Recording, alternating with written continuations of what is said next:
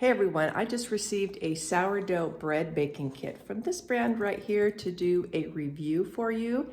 And I'm going to show you really quick everything that comes in the kit, and then we're going to bake some bread. So keep watching because I'm going to show you how all this works out.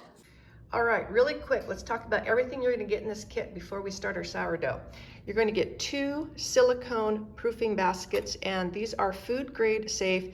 You can have them into temperatures up to 450 degrees Fahrenheit. So we're going to bake with one and then use just one as a proofing basket. This right here is a dough cutter, dough scraper. It's got little measurements on it so you can divide your dough if you want different sizes of bread loaves. We have a bread sling. These are our dough scrapers for when it's in the bowl to get everything off the sides.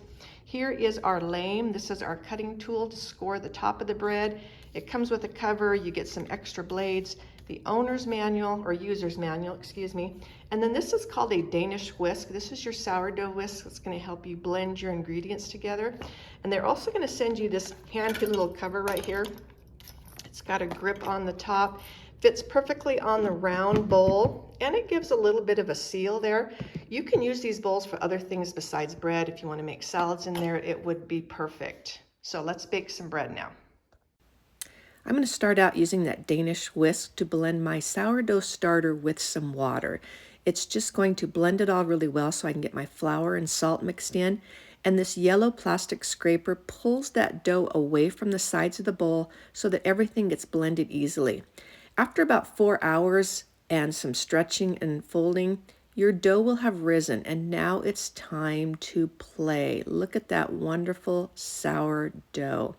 Now this metal scraper, the metal divider that comes with the kit, is really what you're going to need to get that sticky dough divided in half, and then it's going to help you keep it off your counter.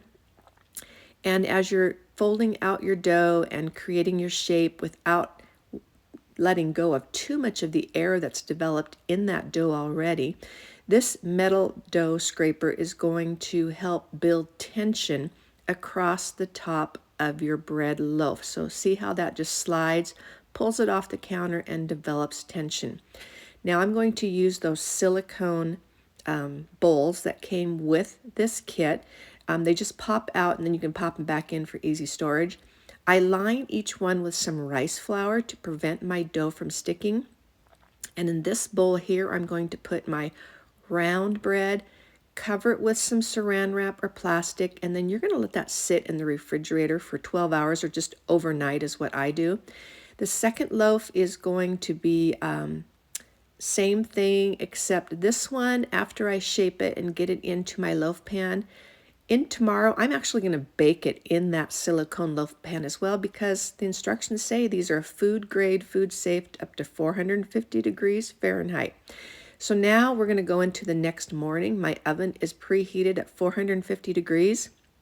I'm going to use the bread sling into one of my cast iron pans, and I'm going to flip that first one over. I thought it might be a little sticky at first, but actually it came out very easily and clean. The silicone brush that came with the kit, I'm just going to brush off some of that extra rice flour that was in there. And then I'm going to use the lame, which is the scoring tool, and make a big slice around the side. That helps release gases and pressure as the bread is rising, and just put a little extra design on the top.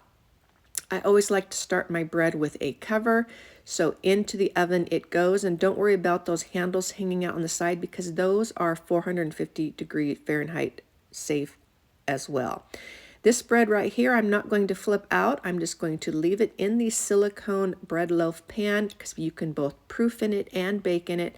Just put a light layer of aluminum foil over the top, and here they are done. They're done baking. I'm going to use that bread sling to lift that bread out of the hot cast iron, slide it off there, and look at the bottom. It's just nicely browned. The sling did well.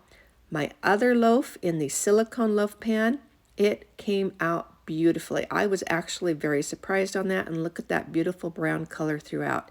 Now the true test is when you slice open that bread and check the interior. So here we go. I've got my bread knife. I'm cutting down through the center of that loaf, and it is going to be soft and spongy with a nice crust around it, and believe me, the taste was really good. So get yourself the sourdough kit and you're on your way to beautiful sourdough bread.